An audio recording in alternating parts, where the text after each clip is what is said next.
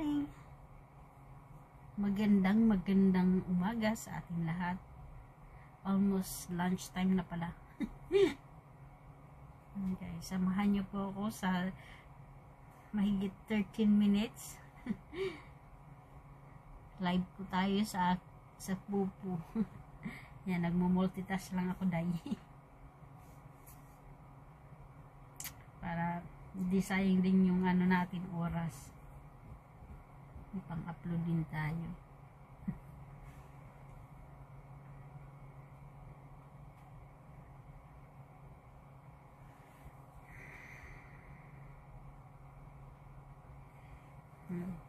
Lahat na lang basta ano pwedeng pagkakitaan, papasukin na lang. Papasukin. Ay, buhay. Ayan. Wala naman nakakahiya sa ganun. As long as wala kang ginagawang masama at di ka nakakagrabyado sa ibang tao. Diba? Matagal lang ng earning dito sa pupo. Lalo na kung ang gagawin mo lang is tasking lang. Kasi magkano lang ang live mo. Tapos yung sa count kung yun lang ang gagawin mo. Tapos maswerte ka na kung magpunta-punta ka bawat fireworks. Maswerte ka na kung makakasalo ka. Pag hindi ka din VIP, mahirap makasalo. Swerte ka pag nakasalo ka. Minsan pag binubuenas mahigit 70 plus.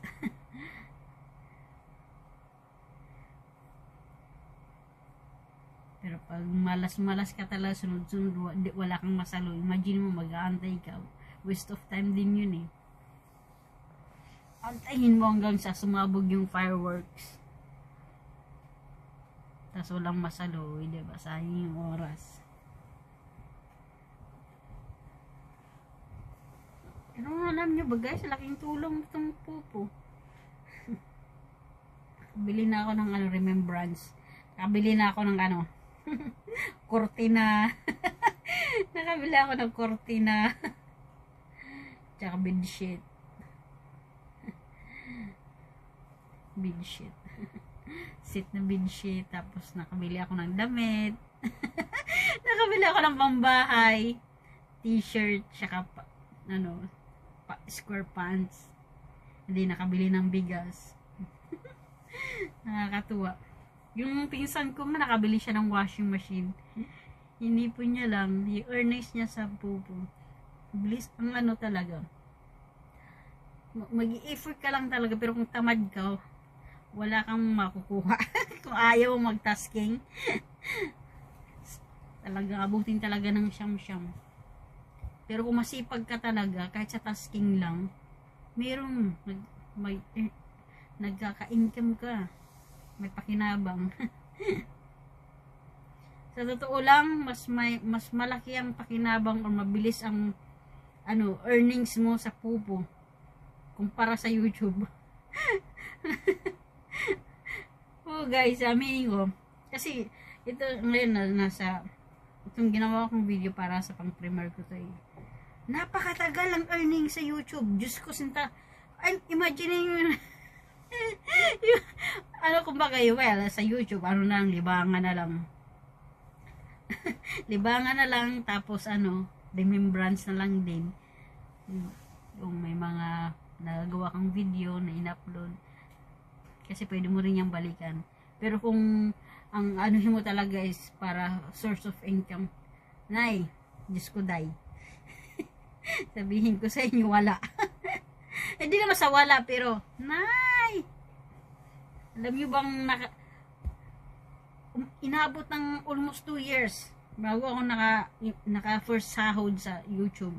Tapos 5,000 lang. Isa madala sa pupo, sa tigba 500 pa lang.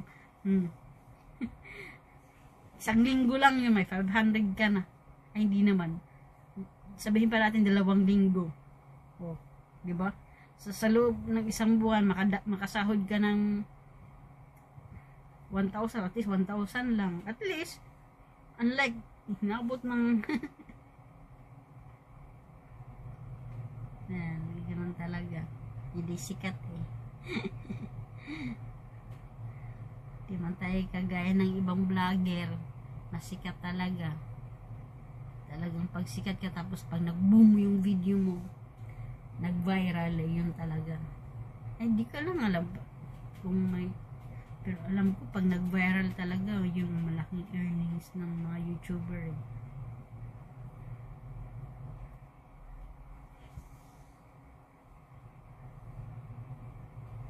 Hirap din maging content creator kung hindi ka magaling gumawa ng mga pang-content mo. Yung iba nga, kahit daily live, kumbaga daily ano lang yung video nila. Pag marunong talaga, ma-upbeat sila sa paggawa ng video, nagbo-boom eh. Ang dami nilang mga follower. Sa tingin ko, pag masipag ka lang din naman sa YouTube, mabilis ka lang din sigurong magka-earnings. Kasi may mga ibang paraan din naman para paano magka-earning.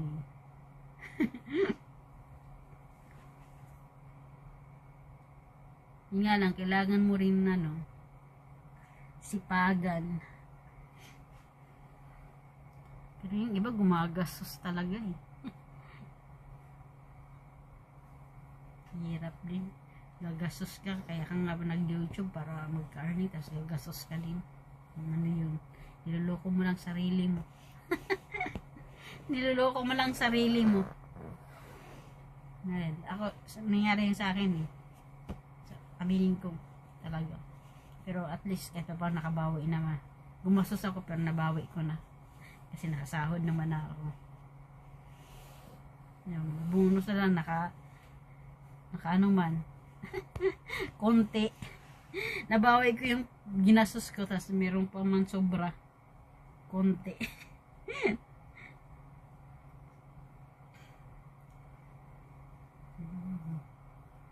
Mabilis dito sa Popo, sinasabi ko sa inyo, kung hindi pa kayo nakapag-download, mas mabilis ang kitaan dito sa Popo. Pero ma-advise ko lang sa inyo, wag lang kayong maglaro. Kasi once na maglaro kayo, ma-addict na kayo, gagastos din kayo, baka yung earnings nyo is kulang pa. Kasi naranasan ko talaga. Nung masas din ako dito sa Popo, naglaro ako. Sunod-sunod na papanalunin ka niyan eh.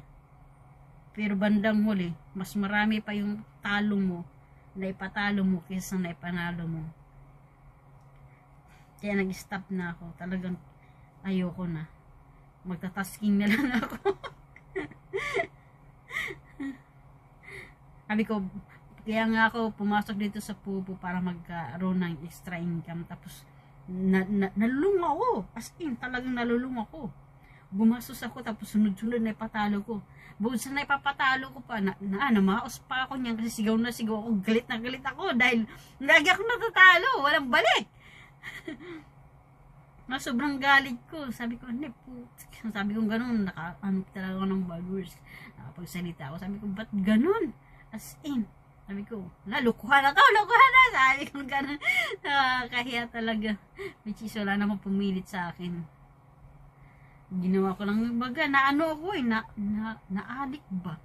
Kasi, yung sa mga naipanalo, tapos, bandang huli, sunod-sunod, puro patalo na.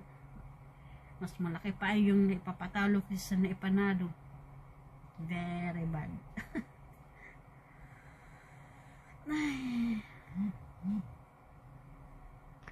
Okay lang sana pag pagtasking ka na lang para sigurado pa yung earnings mo kahit matagal. Pero wala, hindi ko rin yung swerte, hindi yan. Hindi ko yung may recommend sa sabi kung swerte ka na. Wala talaga yan.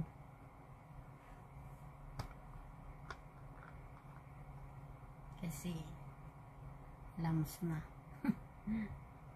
Mas marami pa talaga may papatalo mo kaysa may papanalo.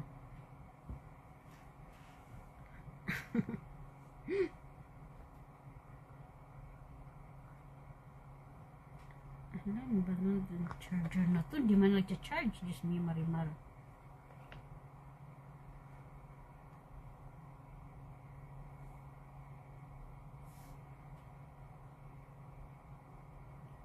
Naku. 5 minutes pa. Tapos ng isang oras. Ito nakakatama din mag-live ba? 41 minutes. Ito isang konti na lang matatapos na.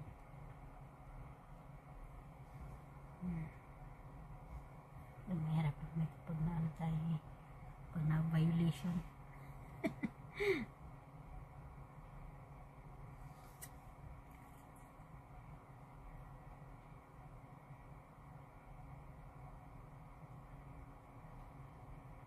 So, 12 na, 12:03 na. Diba? Sabi sa inyo eh. Bilis ng oras.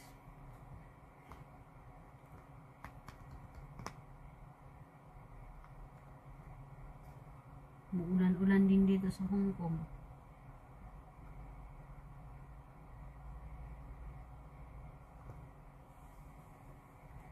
Ay, naku, Diyos ko.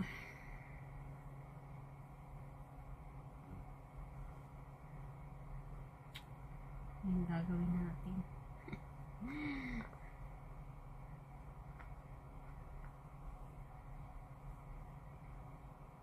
Ay, magkakaroon ng ano.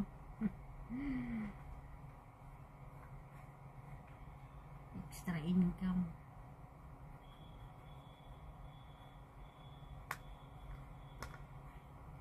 Hirap. Ang hirap gumawa. Kumbaga, kumita ng pera tapos napakabilis gastusin ng pera. Ay, naku, buhay. May ano pa ako eh. May isa pa akong project na minimithi. Wala akong bahay. Ako lang yata yung OFW na walang magandang bahay. Kasi ang inuna kong in-achieve, ginawa, bumili ng farm. Tapos hindi rin naman walang earnings back. Pero at least, nakakaano lang, pagkain lang, ay nako. Bang nagsisi ako ah. Nahinginayang din akong ibenta.